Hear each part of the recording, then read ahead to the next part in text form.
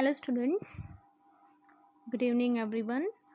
So my today's topic is the phases of the menstrual cycle. पिछले topic में मैंने menstrual cycle को detail में बताया था क्या होता है और मैंने बोला था कि नेक्स्ट क्लास में we will discuss the phases of menstrual cycle. अगर आपने पिछला वीडियो नहीं देखा है तो आप लिंक पर जा कर के पिछला वीडियो देख लो. उसमें मैंने आपको मेंस्ट्रुएशन में कौन कौन सा हॉर्मोन्स और कौन सा ग्लैंड्स और कैसे होता है सारा प्रोसेस बताया है. Okay, so today we will discuss the phases of menstrual cycle. I have told you that there is 4 phases of menstrual cycle: menstrual phase, follicular phase, ovulation phase and luteal phase. There is the 4 phases of the menstrual cycle, that is the menstrual phase, first one, second one is follicular phase, and third one is the ovulation phase, and fourth one is the luteal phase. Okay, so come to the first phase, that is the menstrual phase. What is the menstrual phase? This is the period of menstruations when menstrual flow occur. Let's start from the first day. Suppose that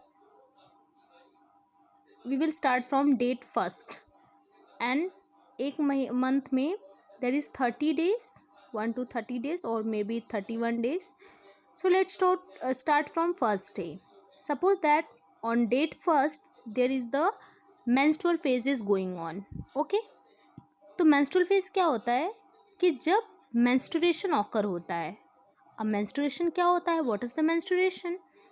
Menstruation, first of all you have to know that it lasts for 3 to 4 days, means from date 1 to 3. Just take an example.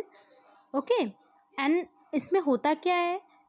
There is a breakdown of the endometrial lining of the uterus and its blood vessels which forms other substance that come out through the vagina. इसमें होता क्या है?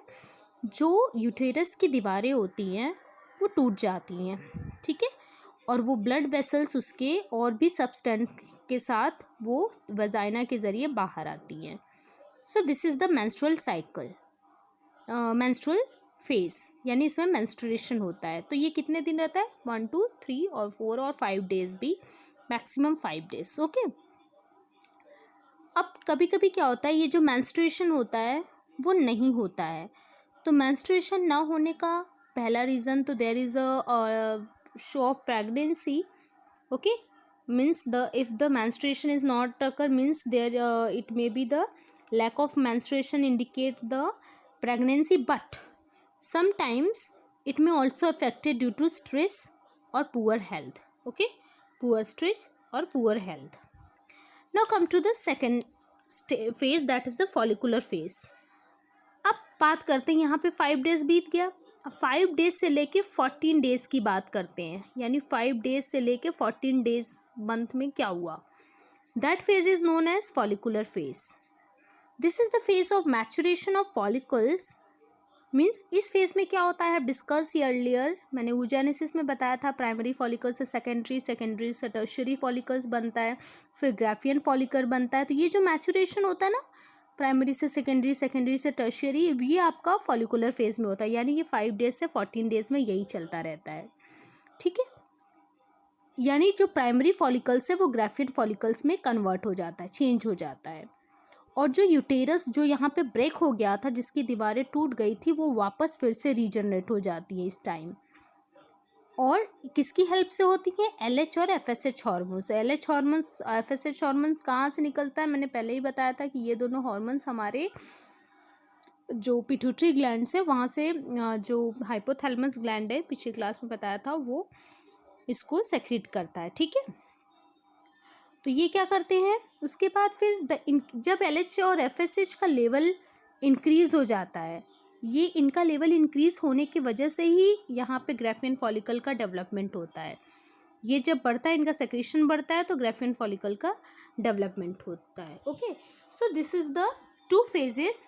Now come to the third phase, that is very important, and third phase is very important.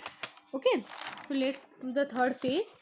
Third phase is the ovulation phase. Okay, what is the ovulation phase? Means the release of egg from ovary. अब ये face कब से होता है? ये face after 14 days. After 14 days means 14 days से लेके 15 16 17 days you can say.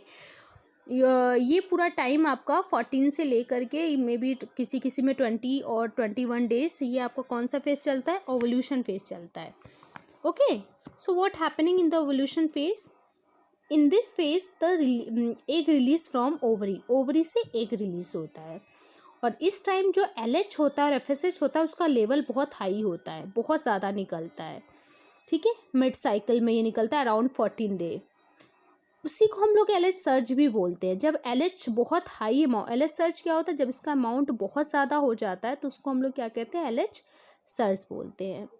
ठीक है, अब LH सर्ज जब बहुत ज़्यादा भारी हो जाता है, इसका लेवल बढ़ जाता है, तो उसी समय ग्राफियन फॉलिकल ब्रेक हो जाता है और फट जाता है, और जिससे क्या निकल आता है? ओवम। ये कौन सी डेट में होता है? 14th डे और 15th और 16th डे, ये 2 से 3 दिनों में होता है। फिर लास्ट फेज में बात करते हैं। जैसे ही जब ग्राफियन फॉलिकल्स एक रिलीज करता है तो आता है नेक्स्ट फेज, जिसमें कि ग्राफियन फॉलिकल्स एग को रिलीज करने के बाद कॉर्पस ल्यूटियम में चेंज हो जाता है। ठीक है, और उसके बाद जो कॉर्पस ल्यूटियम, मैंने यहाँ पे लिखा है इट सेक्रेट लार्ज, यहाँ इट का मतलब है कॉर्पस ल्यूटियम। कॉर्पस ल्यूटियम क्या करता है? ये large progesterone estrogen hormone secrete करता है। ये हार्मोन्स वापस जो एंडोमेट्रियम की दीवार, यानी जो आपका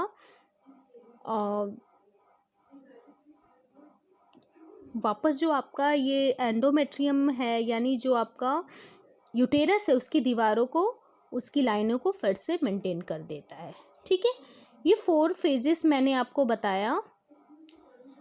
now come to the in detail. I just want to show you the phases in detail. आपके NCERT में एक बहुत ही अच्छा इसको समझाने का एक बहुत अच्छा डायग्राम दिया है। I want to show you that diagram.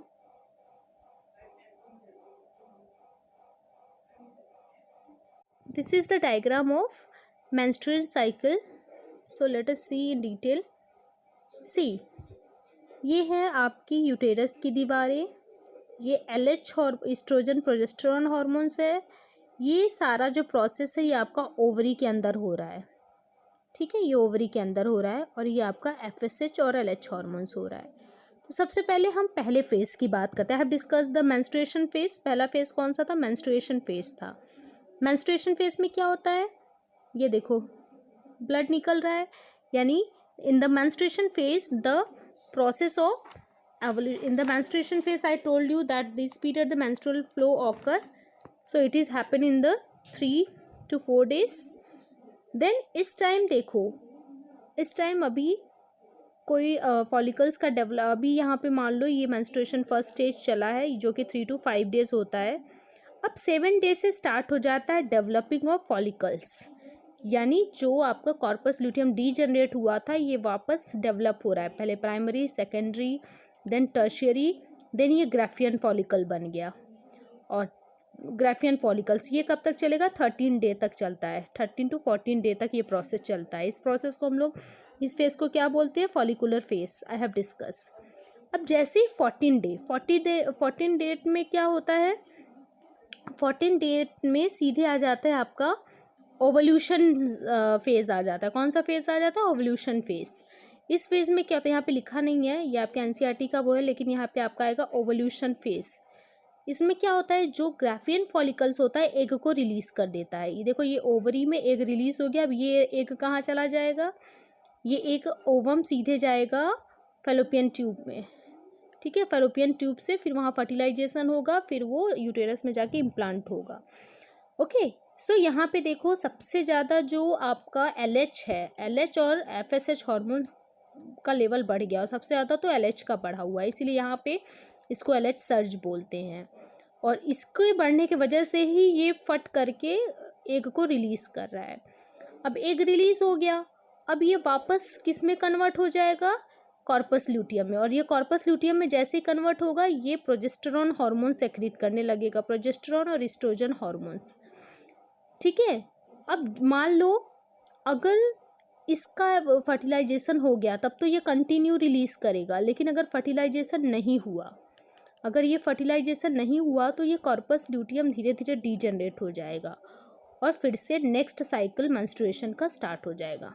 Okay, so this is the simple diagram of the simple structure of the menstruation cycle. Okay, that you have to know, and this is very important phase. Okay, you have to know.